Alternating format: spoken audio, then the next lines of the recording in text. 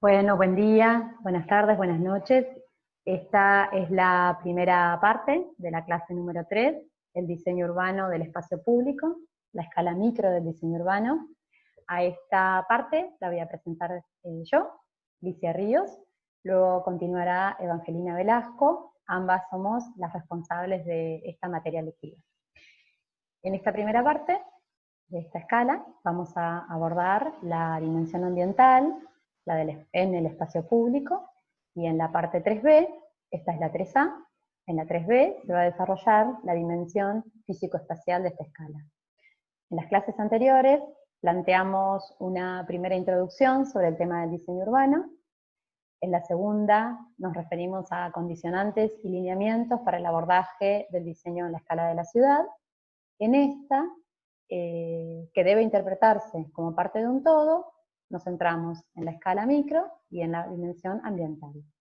En el marco de la propuesta pedagógica de la materia, nosotros planteamos un abordaje multiescalar y multidimensional del diseño urbano, por lo tanto, seguimos hablando del mismo sistema urbano, en donde interaccionan distintos elementos. Esta es una aproximación sistémica, integral, que nos obliga a pensar que tanto para conocer como para transformar la ciudad, hay que tener en cuenta el ámbito de intervención situado en un entorno más amplio, y a todas las dimensiones en interacción, la ambiental, la construida, la social, la económica. En eso estamos ahora, avanzando un poco para reforzar en la idea de interacción entre escalas e interacción entre dimensiones, ahora enfatizando a una de ellas, pero para poder comprender mejor cómo son las relaciones con los otros subsistemas. Como en las ocasiones anteriores, esta clase no es tanto un teórico, sino que más bien es un planteamiento de distintas preguntas, de distintos temas, para ir cosiéndolos después en la práctica y profundizándolos desde la especificidad de los distintos saberes. Nosotros, arquitectas y arquitectos, necesitamos tener una mirada que sea integradora y la capacidad de trabajar en articulación con estos distintos saberes. No planteamos ser especialistas en cada uno, sino la articulación. Bueno, en eso estamos en esta presentación, así que los invito a escucharla.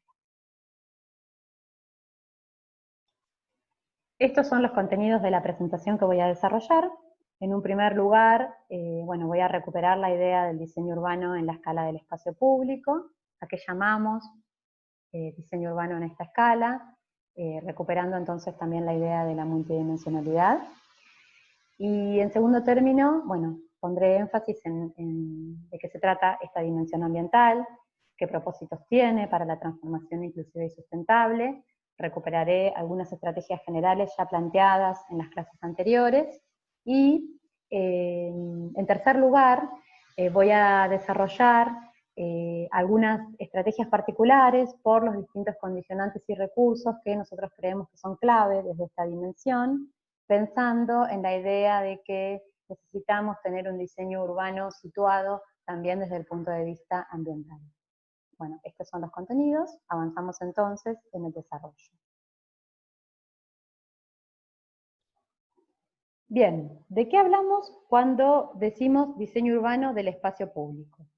En las clases anteriores se planteó que el diseño urbano es una herramienta para la intervención en la configuración, en la espacialidad, en la materialidad del espacio público de la ciudad.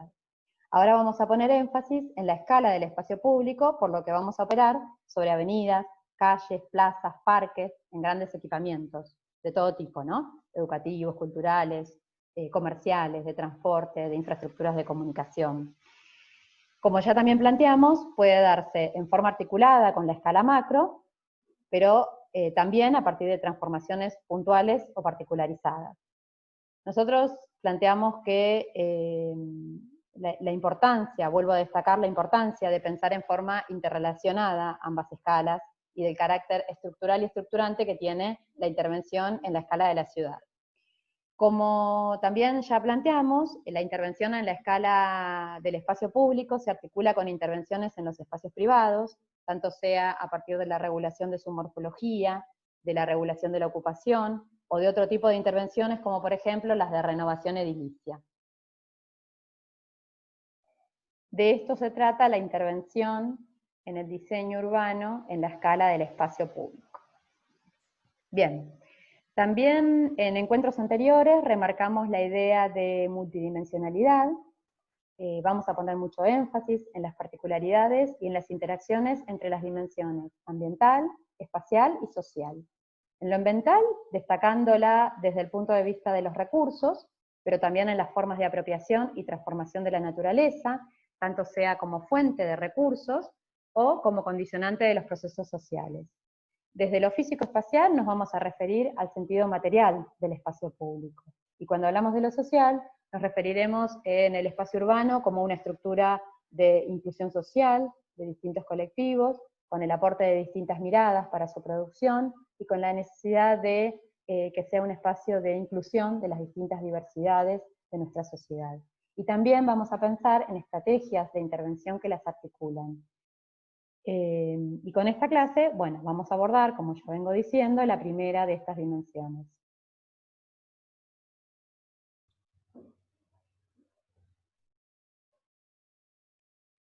Avanzamos entonces. Bien, cuando decimos, bueno, ¿qué es pensar el diseño urbano en la escala del espacio público desde la dimensión ambiental? Entendemos que implica diseñarlo en ajuste a las condiciones naturales y ecológicas de cada situación particular, implica aprovechar, respetar, preservar al ambiente, es decir, enfatizaremos en la idea de una intervención situada nuevamente desde esta dimensión ahora. Entendemos entonces que los propósitos de una transformación inclusiva y sustentable, con énfasis en la dimensión ambiental, debe perseguir la supervivencia, la salud y la eficiencia.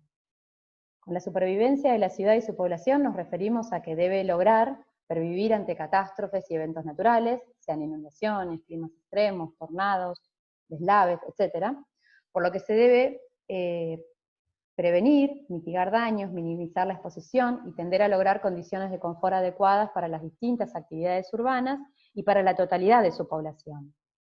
También se debe promover la salud a partir de diversas formas, como la ventilación, la iluminación, la oxigenación, favoreciendo el desarrollo de la actividad física. Y también se debe tender a la eficiencia en la relación entre el desarrollo de las actividades urbanas y el consumo y contaminación de los recursos. Estos temas ya estuvieron implícitos cuando hablamos de la escala macro, en la clase número 2, y se puso énfasis en la ciudad compacta, en la ciudad diversa, en la ciudad compleja desde el punto de vista de la diversidad de actividades que acoge, y también en la diversidad de actores que la producen. Bueno, sobre esto también ya hablamos, algunas estrategias generales que ya fueron oportunamente planteadas en la clase número 2, y que bueno, también para la escala micro sirven de marco, o bien deberían incluirse en caso de que se trata de intervenciones particulares.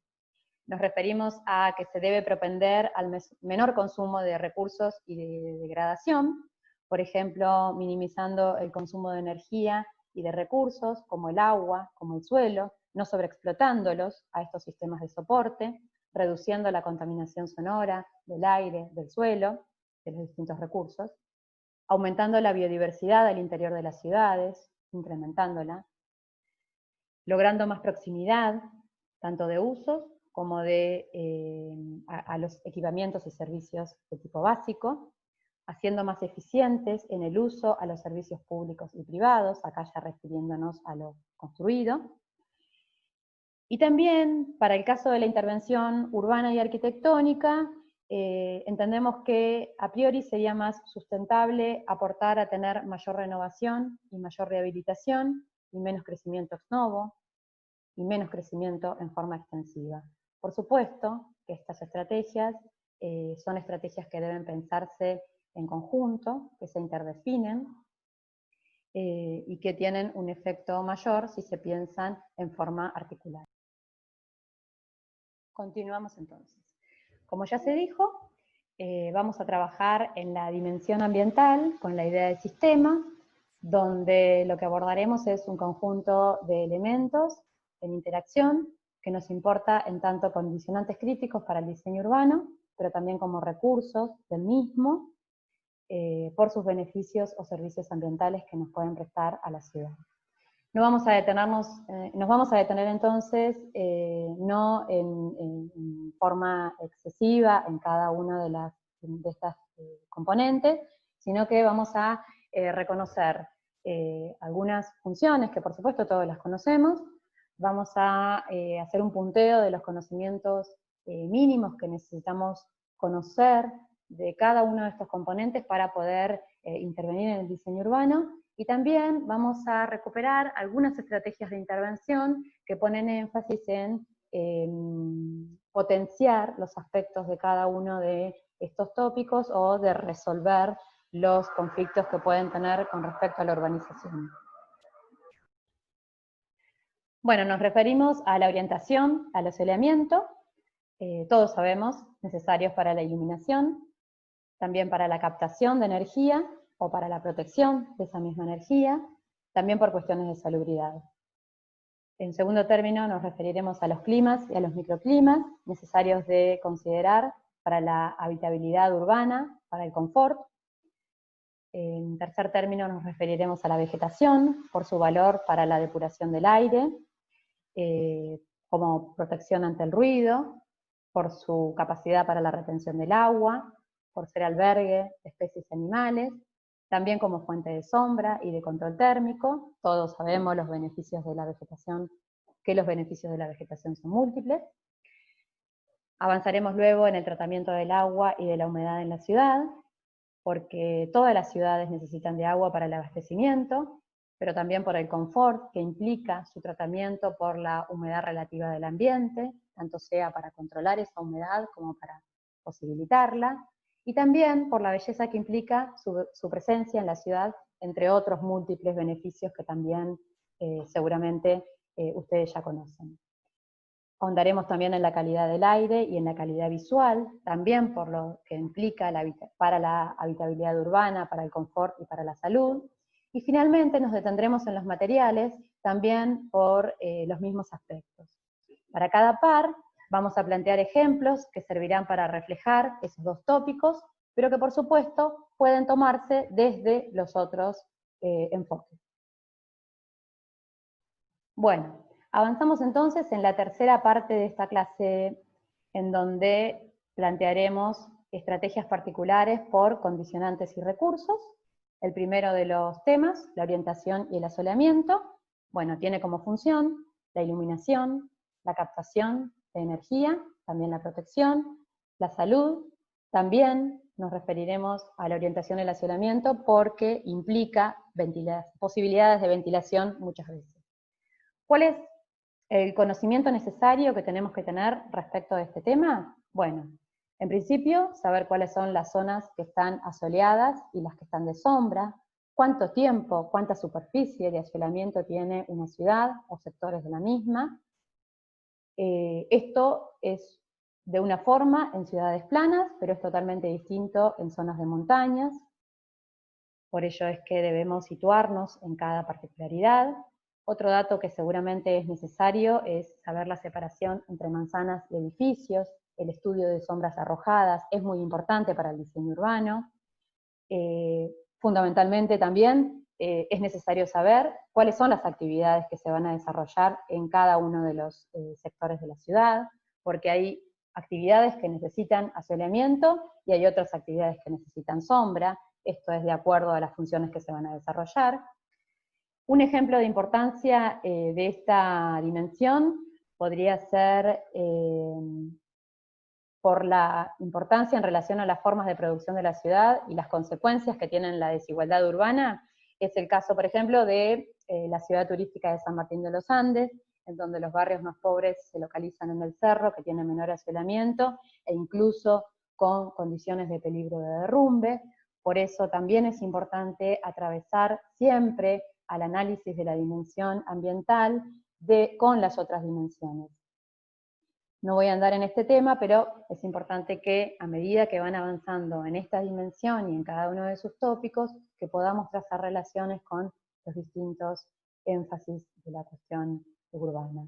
Y con respecto a las estrategias, algunas estrategias posibles de abordar a este tema, bueno, el primero es atender a la separación, uno de ellos es atender a la separación entre edificios para cumplir con los mínimos de asolamiento e iluminación natural que necesitan nuestras ciudades y las distintas actividades urbanas. Esto podría lograrse desde la escala macro, con un trazado que prevea anchos de calles, o bien desde la escala micro, con la intervención sobre la morfología de las edificaciones privadas. También una estrategia posible es ubicar la vegetación en las zonas con mayor asolamiento. Saben que la vegetación necesita de sol, esto es una cuestión básica, pero el estudio de las sombras arrojadas en las calles y la localización de la vegetación no siempre tiene estas consideraciones. La vegetación no necesariamente tiene que seguir la simetría de las calles, sino que pueden establecerse en relación a las zonas de mayor asoleamiento. Otra de las estrategias podría ser localizar espacios de estancia en los sectores sombreados durante el verano, también la regeneración de recorridos sombreados para los meses que tienen más calor. Otro de los aspectos, ya hablando de zonas que tienen ciudades que no son planas, es la ocupación de las laderas, de las montañas que tienen más asoleamiento, o sea, evitar las que tienen poco sol, y en caso de hacerlo, bueno, usar materiales que, por ejemplo, acumulen calor. Estas son algunas de las estrategias para intervenir sobre esta dimensión o subdimensión. Posibles estrategias, por supuesto, ¿no? Hay que tener una mirada situada, fundada en un conocimiento profundo sobre cada una de las situaciones ambientales de cada ciudad. Avanzamos sobre el segundo de los temas, que son los climas y microclimas urbanos. Es importante esta dimensión para el confort urbano. ¿Qué necesitamos conocer? Las horas de sol diarias, la nubosidad, los días que hay niebla, cuántos días de la ciudad hay niebla o está nublado, cómo son las precipitaciones, qué regularidad tiene, la velocidad del aire, los valores de la temperatura. También se pueden simular los vientos, hay software para estudiarlos, hay especialistas que lo hacen. También deben evaluarse, por supuesto, los elementos construidos que pueden modificar los climas y los microclimas. También un componente importante de saber es qué calidad tiene el aire. Y por supuesto, qué actividades se van a desarrollar para conocer de nuevo los requerimientos específicos de cada actividad. En este caso es claro el conocimiento de las diferencias de temperatura que pueden admitir la actividad balnearia, por ejemplo, respecto de la recreación con juegos de niños. Por eso es importante también situarse desde ese punto de vista. Y bueno, algunas estrategias de nuevo que deben pensarse en forma situada con este conocimiento, por ejemplo, es desarrollar diferentes microclimas para las distintas actividades en la ciudad.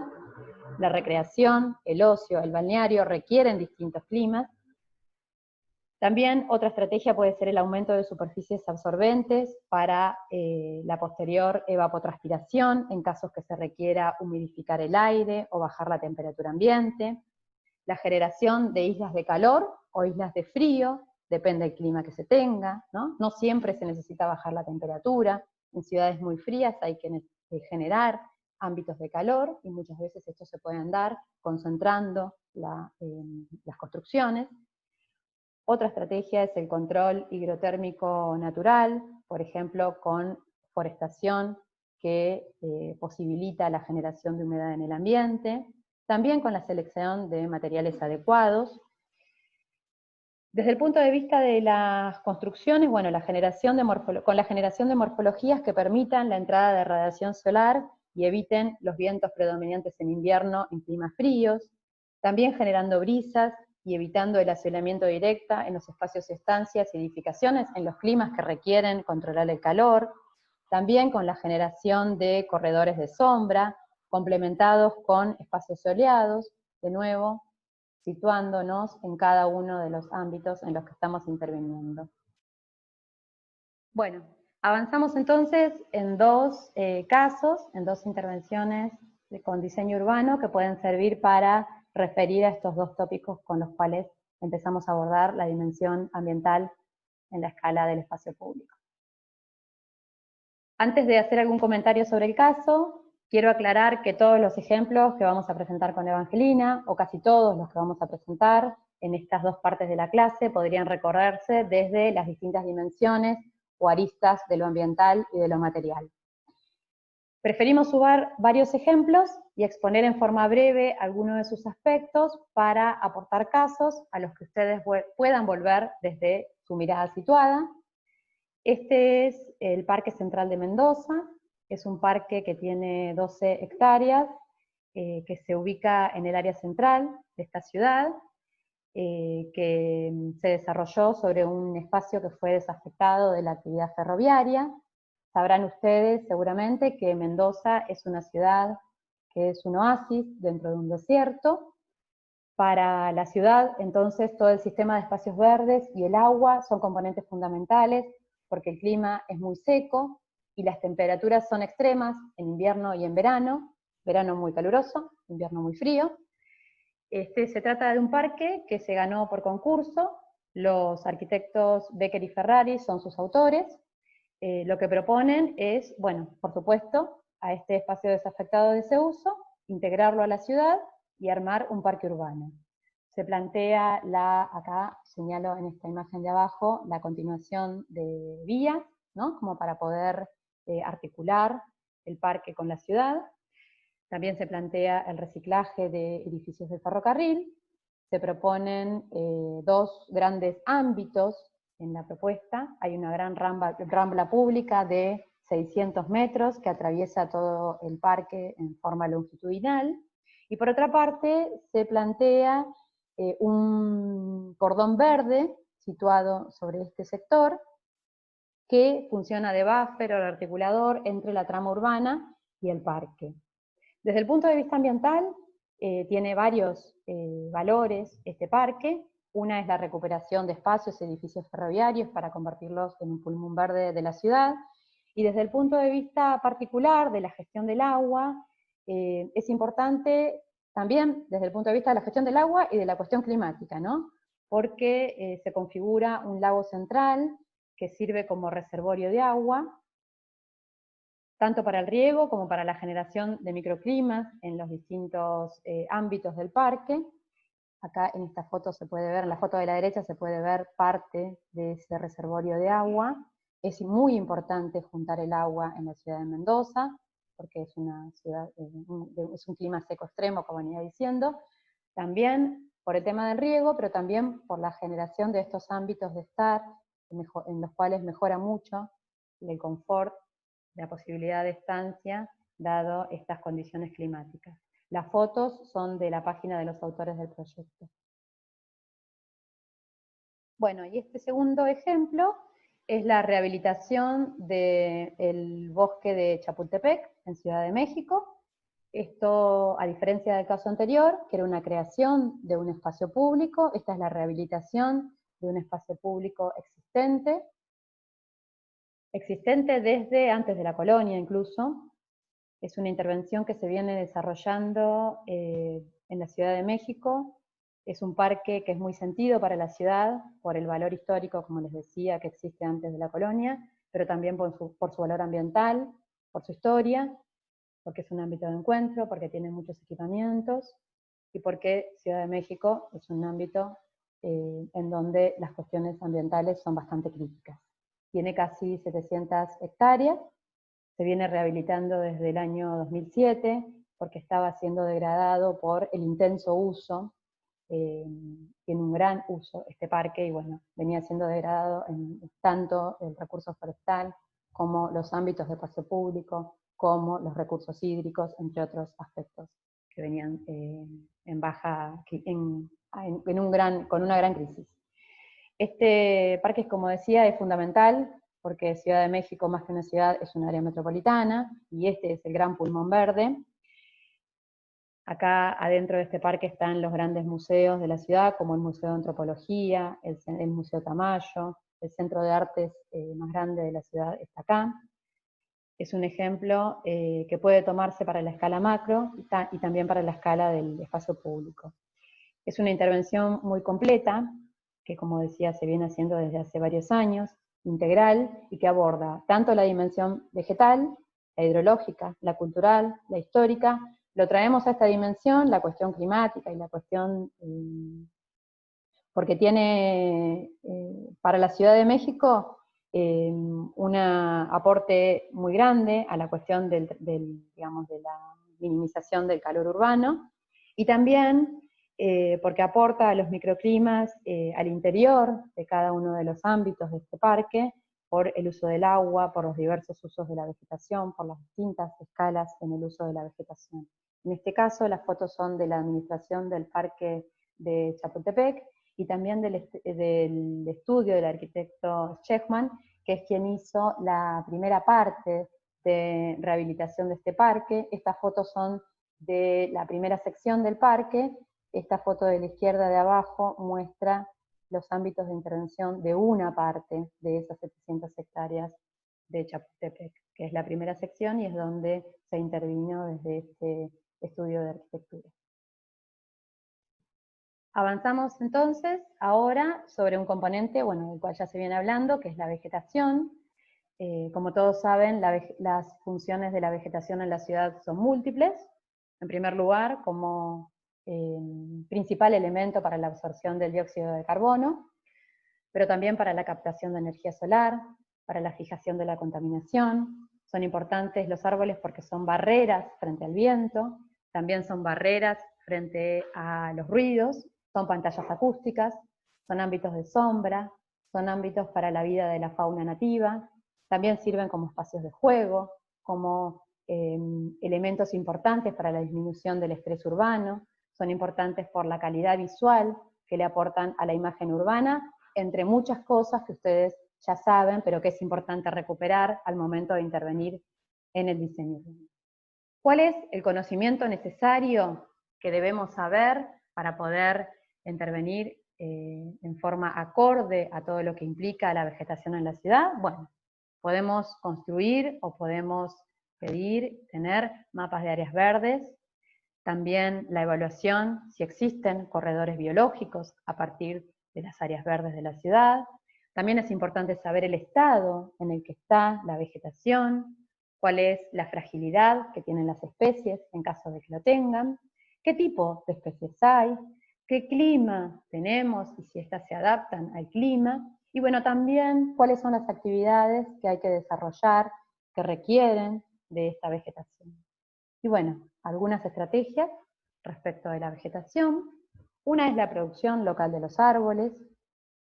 Muchos municipios y botánicos e instituciones como la Universidad Nacional de La Plata, la Universidad Nacional de Córdoba y muchas de las universidades de nuestro país y de otros países vienen desarrollando en los últimos tiempos viveros, jardines botánicos, e incluso también muchas empresas están incorporando viveros dentro de sus ámbitos, dentro de sus actividades, por ejemplo los parques industriales. Es importante poder producir árboles a nivel local para poder satisfacer las propias demandas de nuestras ciudades.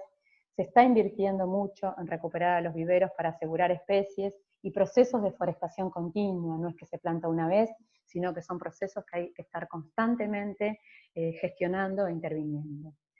Otra de las estrategias respecto de la vegetación es la utilización de especies autóctonas o especies que toleren a los climas. También el uso de pantallas vegetales para reducir el viento, bueno, de esto ya venimos hablando.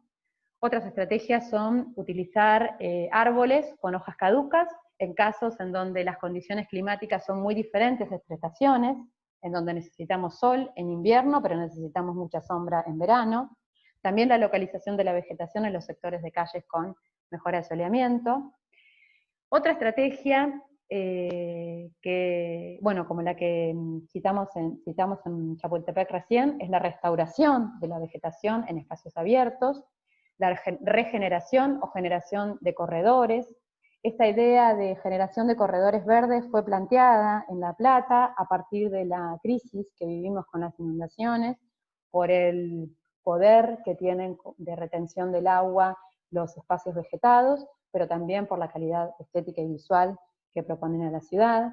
Esta idea fue planteada en el contexto de las inundaciones desde la Facultad de Ciencias Forestales, y entiendo que en algún momento fue o está siendo abordada desde el municipio. Creo que todas estrategias pueden servir para pensar ideas para transformar seguramente al diseño urbano en nuestra ciudad. Avanzamos con la segunda de los componentes de este bloque. Nos referiremos ahora al tratamiento del agua y de la humedad. Hablar de las funciones del agua para el diseño urbano es referir al abastecimiento del agua para el consumo, al confort respecto de la humedad relativa, pero también, y es muy importante, a la cuestión de la belleza en el espacio urbano.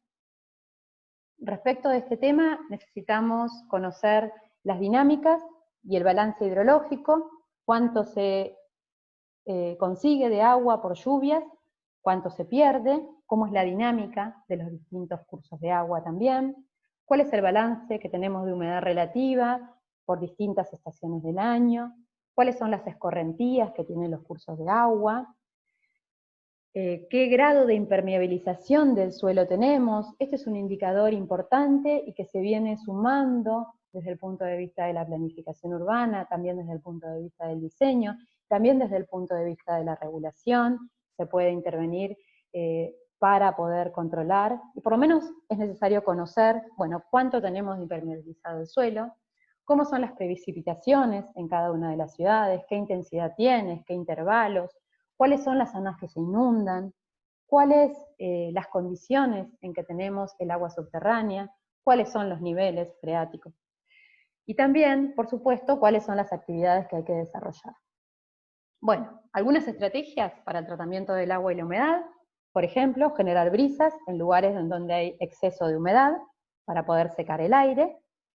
Una estrategia que contribuye para generar humedad al revés es generar láminas de agua, generar fuentes y saltos como para poder propiciar la evaporación del agua en zonas deficitarias, como la de Mendoza que planteaba recién. Otra estrategia posible y vinculada a la recuperación de agua subterránea es la generación de ámbitos para retener el agua y poder absorberla ante eventos extraordinarios de lluvia, pero que también impliquen la recarga de los acuíferos, que el agua pueda ser reutilizada, también reutilizada en un riego que sea eficiente. Una estrategia básica y a donde se están tendiendo, por lo menos desde el punto de vista de las ideas en todas las ciudades, es a privilegiar la permeabilidad de los terrenos, como decía recién, tanto para regular la recarga del acuífero como para favorecer la humedad del ambiente. La humedad del ambiente no sale solamente de la lluvia, sino de la humedad que podamos tener absorbida en nuestros suelos y en nuestra vegetación. Y otra estrategia es prohibir o limitar edificaciones que sean incompatibles con las condiciones de inundabilidad de los distintos sectores de la ciudad. Avanzamos entonces ahora con 3 ejemplos. Este primer ejemplo es de los corredores verdes de Medellín. Es una renovación de espacios públicos existentes, espacios públicos fundamentalmente viales, pero también cañadas de cursos de agua. Aparte del ejemplo, es importante entender, aparte del ejemplo ¿no? de los corredores verdes, es importante entenderlo que se da en el marco de un proceso de planificación integral, que tuvo como principales ejes mejorar la movilidad urbana, la integración social urbana, el mejoramiento de las condiciones ambientales. Este proyecto se da en el marco de una planificación de toda la ciudad de Medellín. Esta ciudad es una ciudad que tiene, desde el punto de vista climático, veranos que son calientes, inviernos frescos, y todo el año es húmedo por la alta cantidad de lluvias.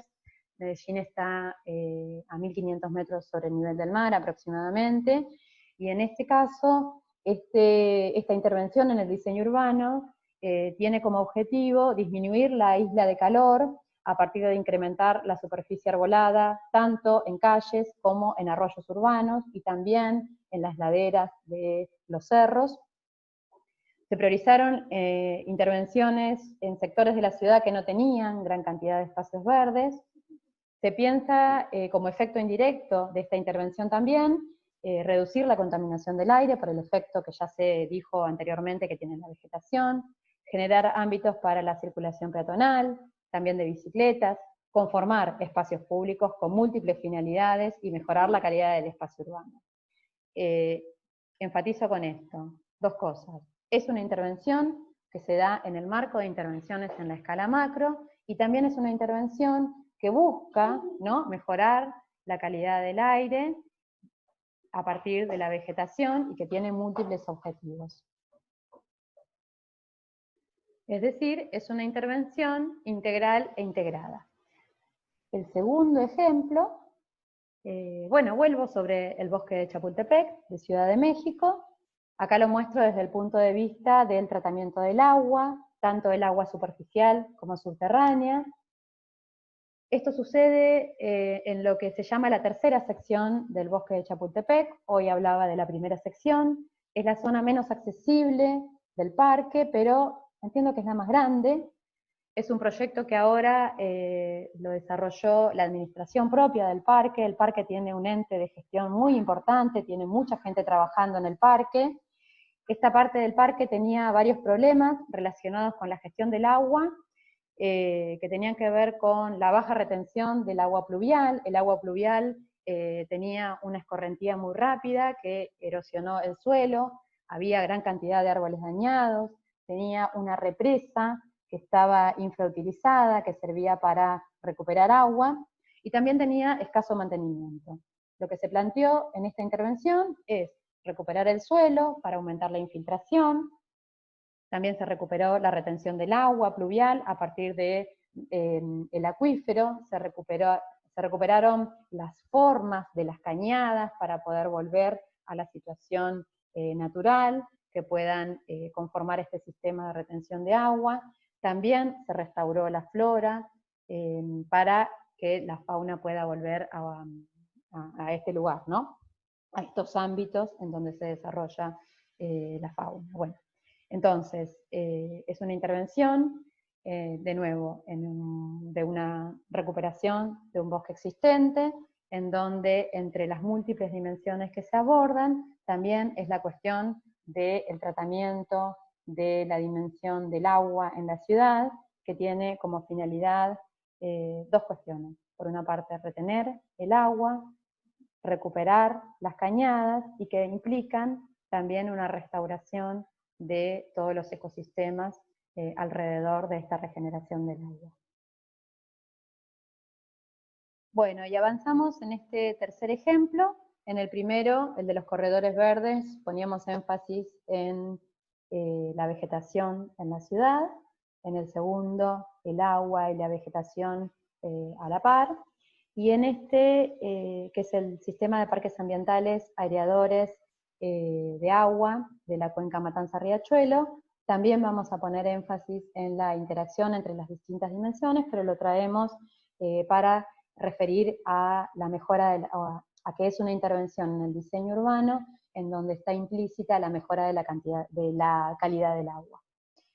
Este ejemplo no se concretó todavía, pero nos parece importante destacarlo porque forma parte de un conjunto de iniciativas para el saneamiento integral de una cuenca metropolitana, que sin duda es la más crítica del área metropolitana de Buenos Aires. Es una propuesta que incluye a todos los municipios que tienen frente sobre el riachuelo, por lo que incluye a la participación de este conjunto de actores, bajo la conducción del Comité de Cuenca Matanza-Riachuelo, que es un organismo que se hizo para poder gestionar el saneamiento de esta cuenca, como decía, la más degradada, la más crítica de la provincia de Buenos Aires. En particular, lo que se propone es generar parques públicos y ámbitos de oxigenación del agua para mejorar su calidad. Lo que se generan son saltos, ¿no?, cascadas artificiales de hormigón armado, que airean el agua, le incorporan oxígeno, y que luego se incorporan de nuevo al río. Airear, oxigenar, es una técnica ecológica que lo que busca hacer es incorporar oxígeno al agua. El oxígeno en el agua lo que hace es ayudar a la degradación de los materiales orgánicos. No sé, ustedes habrán visto muchas veces los lagos, lagunas, cursos de agua, muchas veces se ponen de color verde. Bueno, eso generalmente está demostrando que hay poco oxígeno en el agua, que hay mucha materia orgánica. En la imagen de abajo a la izquierda lo que pueden ver son la distribución de estas plantas de oxigenación que se ajustan a la forma del curso de agua y a la disponibilidad de terrenos libres, concretamente que había en torno al curso de agua. Con esta propuesta nos interesa destacarla porque de alguna manera integra soluciones que son de tipo ingenieril, de mejoramiento del agua, de la cuenca, con la realización de infraestructura de saneamiento cloacal, con la integración de la trama, con la concreción de equipamientos, de educación ambiental, pero también de saneamiento, y con la concreción de espacios públicos continuos en torno a todo el curso de agua. Con este proyecto se articula también un conjunto de intervenciones, entre ellas, por ejemplo, la recuperación del camino de sirga, la dotación de infraestructuras de saneamiento, también se busca maximizar las superficies permeables, también el aumento de la forestación, entre otras cuestiones.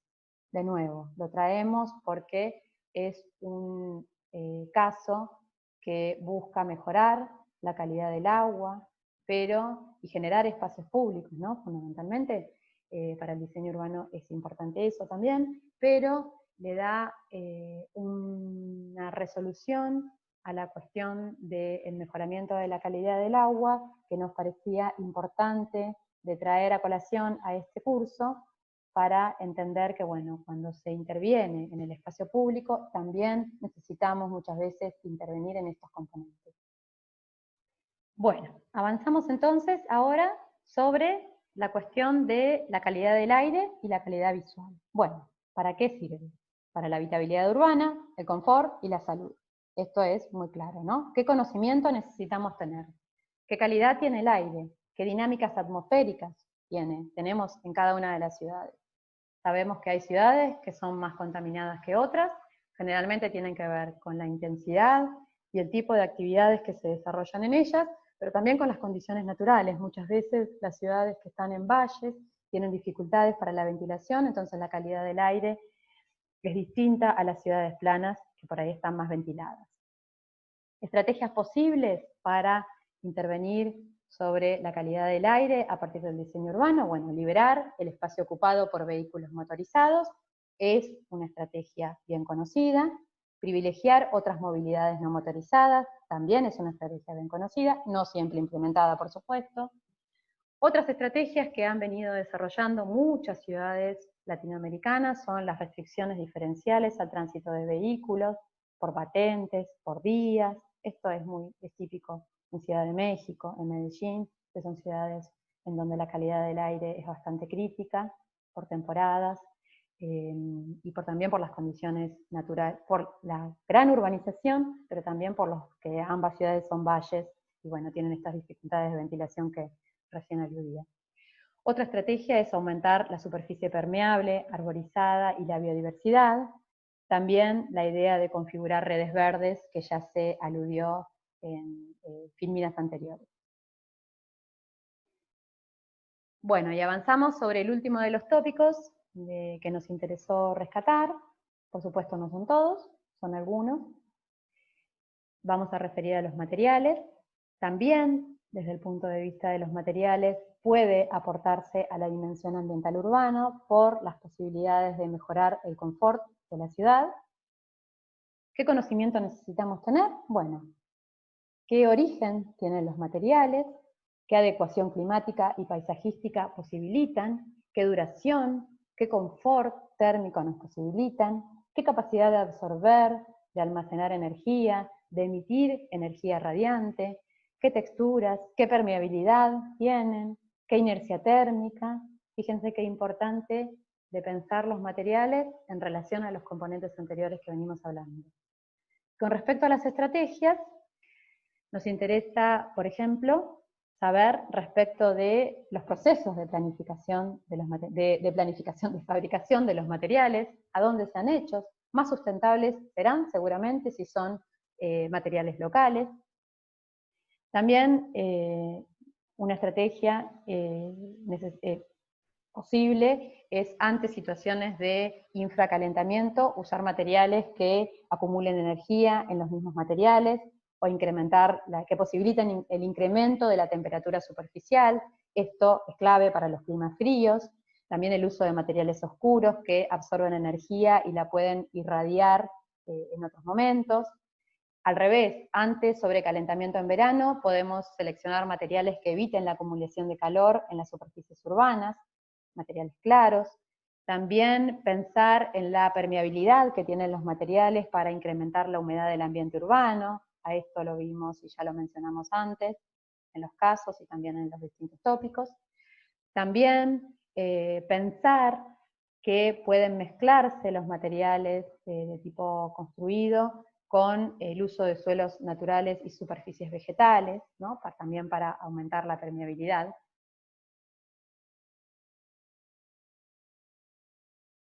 Y como ejemplo, traemos a las supermanzanas de Barcelona, seguramente también este ejemplo lo conocen, para los que no lo conocen, quien ha conducido esta idea de las supermanzanas, que es un módulo que se plantea replicar para toda la ciudad. El autor polideólogo es Salvador Rueda.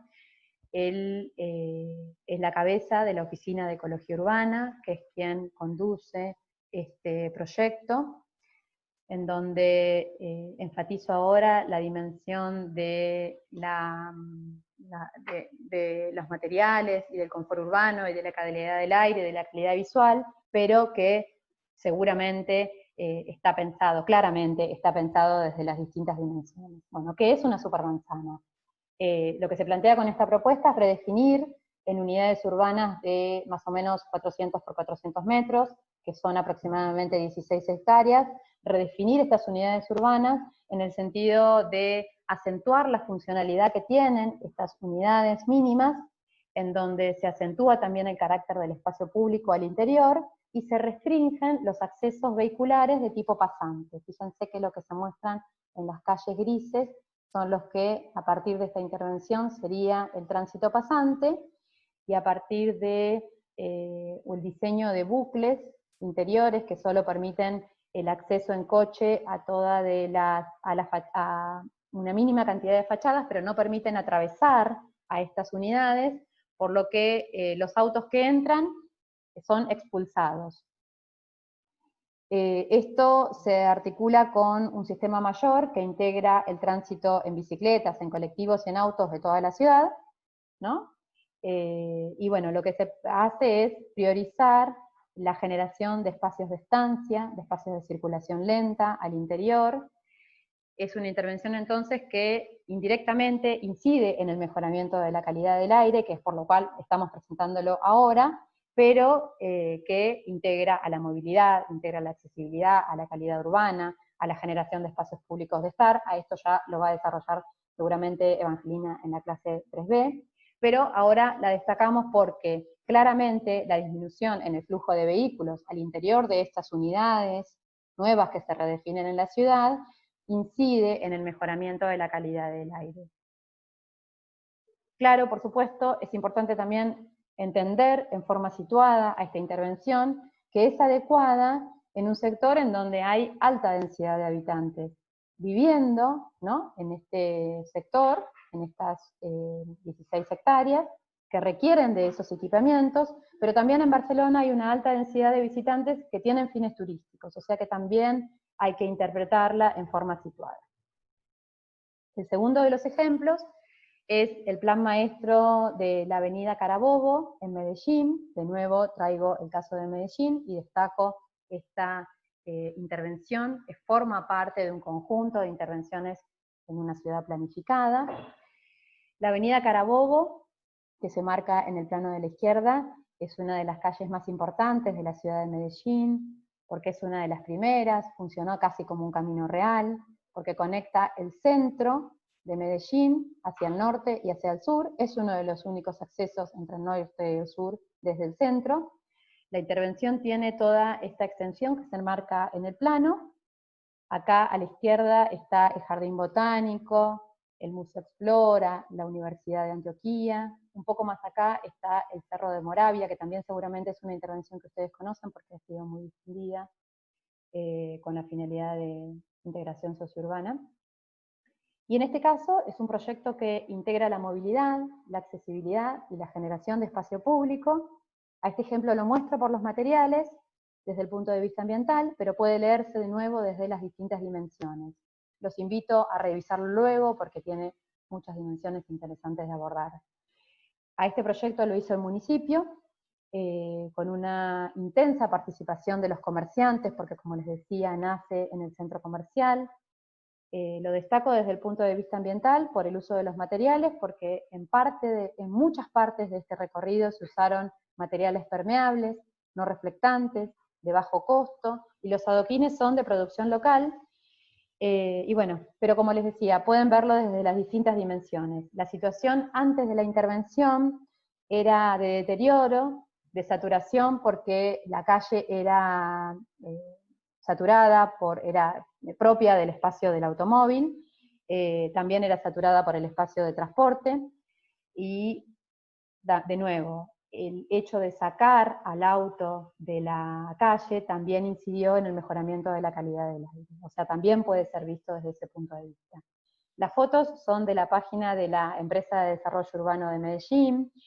Fíjense que acá hay también un ámbito que desde la gestión se dedica a estos temas, como lo veíamos recién en el caso de Barcelona, en donde hay una oficina de ecología urbana que se encarga de pensar estos ámbitos para la ciudad, eso es muy importante, y también de la página de los autores del proyecto, son las fotos, no solo son de la MUNI de Medellín. El arquitecto Alejandro Echeverri, que es bastante conocido, entiendo, en el ámbito de la arquitectura, empezó trabajando como parte, empleado de este ámbito público municipal.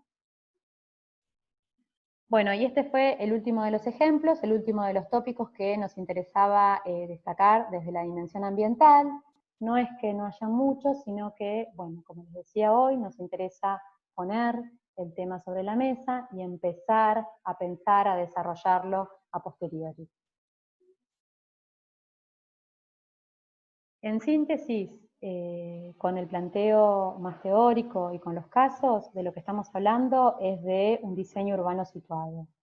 ¿Qué significa esto? También llamado diseño bioclimático. Nos referimos a que necesitamos proyectar espacios o mejorar espacios en acomodo a las situaciones y condiciones dinámicas y ecológicas particulares de cada lugar, pero según las necesidades sociales y necesidades de condiciones óptimas para el desarrollo de sus actividades.